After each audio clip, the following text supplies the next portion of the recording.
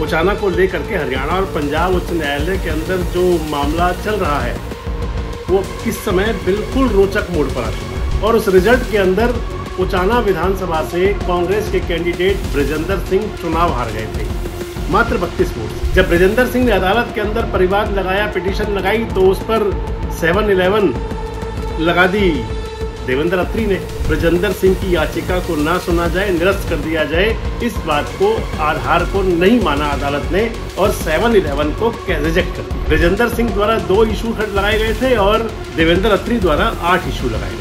क्या कल का जो फैसला अदालत का था वो क्या बीजेपी कैंडिडेट, बीजेपी विधायक देवेंद्र अत्री के लिए कोई बड़ा झटका है या नॉर्मल बात? दोस्तों नमस्कार, मैं संजय मग्गू और मौजूद है देश रोजाना के डिजिटल मीडिया मंच पर। हरियाणा की एक हॉट विधानसभा सीट रही है उचाना, आजकल बहुत चर्चा में है।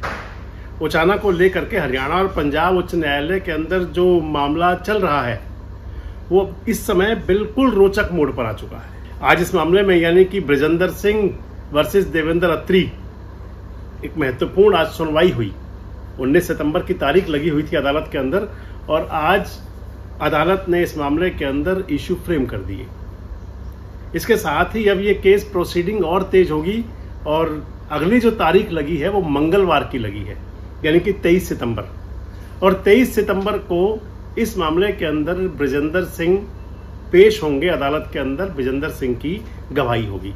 पूरी बात करूंगा आपसे इस वीडियो के अंदर कि कहां से मामला शुरू हुआ और कैसे कैसे ये तेजी से बिल्कुल अब लगता है कि बढ़ रहा है और बड़ा इंटरेस्टेड इसके अंदर रोज नए मोड़ आ रहे हैं।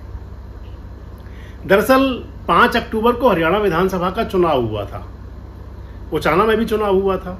8 अक्टूबर को रिजल्ट आया था और उस रिजल्ट के अंदर उचाना विधानसभा से कांग्रेस के कैंडिडेट ब्रजेंद्र सिंह चुनाव हार गए थे, मात्र 32 वोट से। और उस चुनाव के अंदर महत्वपूर्ण बात यह थी कि चुनाव अधिकारी की तरफ से जो आरोप लगाया गया कांग्रेस द्वारा कि चुनाव अधिकारी ने 215 वोट रिजेक्ट कर दिए या अनस्कैन हुए, यानी कि स्कैन नहीं हुए तो उनकी गिनती नहीं हो पाई, चाहे वो रिजेक्ट की वजह से और चाहे अनस्कैन की वजह से वो वोट गिने नहीं गए। अब ब्रजेंद्र सिंह जी खुद पुराने IAS अधिकारी रहे हैं, चुनाव अधिकारी भी रहे हैं कई जिलों के अंदर जब DC हुआ करते थे। तो ब्रजेंद्र सिंह इस मामले को लेकर के अदालत में गए। अदालत में ब्रजेंद्र सिंह ने परिवाद दायर किया। जब ब्रजेंद्र सिंह ने अदालत के अंदर परिवाद लगाया, पिटीशन लगाई, तो उस पर 7-11 लगा दी देवेंद्र अत्री ने। बाद में ब्रजेंद्र सिंह ने, हालांकि वो 7-11 जो रूल 7 के तहत, जो रूल 7 और नियम 11 के तहत जो पिटीशन पर जो रोक के लिए लगाई थी देवेंद्र अत्री ने, उसको अदालत ने पहले ही खारिज कर दिया।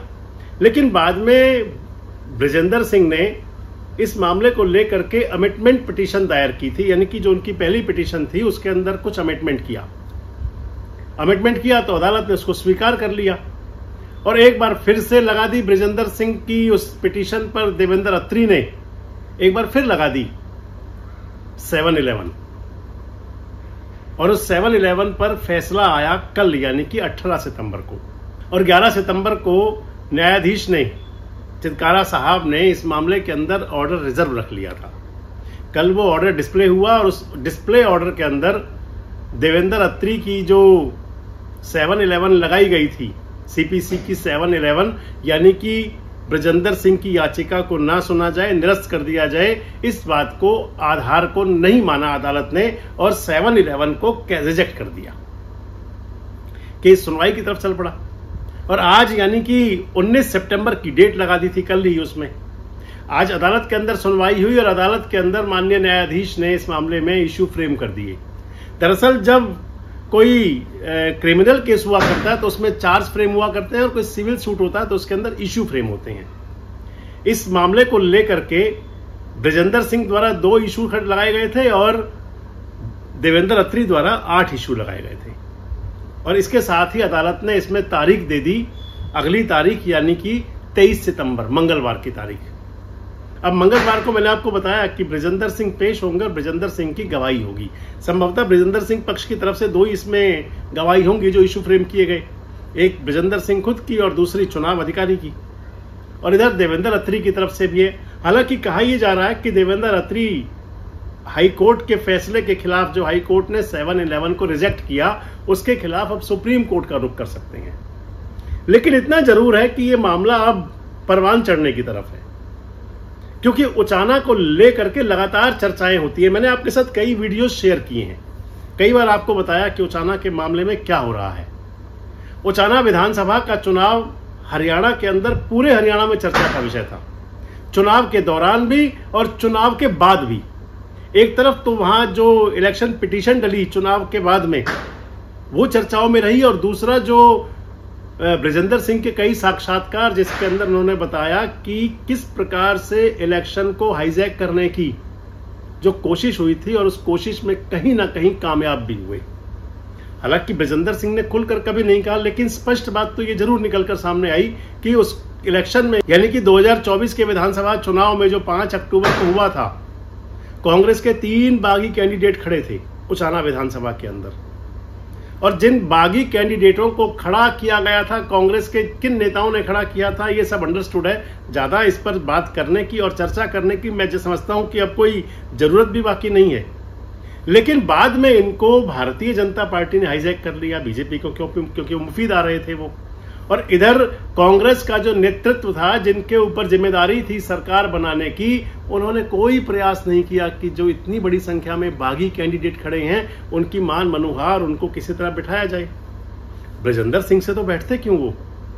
जिन लोगों ने उनको हवा दे रखी थी, अगर वो कहीं उनकी हवा टाइट करते तो कुछ बात बनती शायद। इसलिए ये चुनाव बड़ा चर्चा में रहा, चाहे वो इलेक्शन पिटीशन को लेकर के और चाहे कांग्रेस की इंटरनल पॉलिटिक्स जो वहां सामने दिखाई पड़ी थी। और अब आप समझें तो ये पूरा का पूरा चुनाव इस पिटीशन के बाद रोचक मोड़ पर है। लोगों को लगता है कि 215 वोटों की जल्दी गिनती होगी, 215 वोट गिने जाएंगे, और 215 वोटों की अगर गिनती होगी, अगर सब कुछ ठीक चला, अगर राहुल गांधी वाले जो आरोप, वोट चोरी की बातें जो आती हैं, चुनाव आयोग पर तमाम प्रकार के आरोप लगाते हैं, कहीं बाद में ये आरोप फिर सामने ना आए, और सब कुछ अगर ठीक रहा तो 215 वोटों की अगर गिनती होती है तो उसके बाद ये जरूर तय हो जाएगा कि कौन चुनाव जीतता है। उन 215 वोटों में किसकी फेवर में कितने वोट जाते हैं?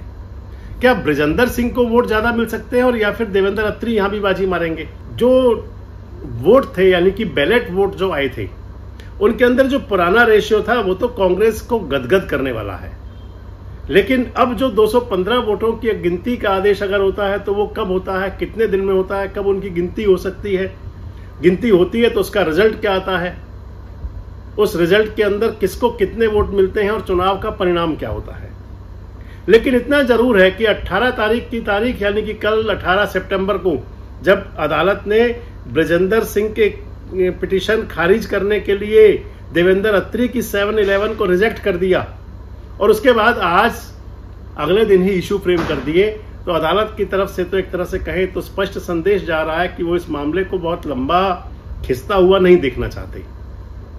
और दूसरी बात ये आ रही है सामने कि इस चुनाव के अंदर जो हालात दिखाई पड़ रहे हैं उससे लगता है कि बहुत जल्दी उन 215 वोटों को लेकर के कोई डिसीजन आ सकता है। आपको क्या लगता है, क्या होगा उचाना के अंदर?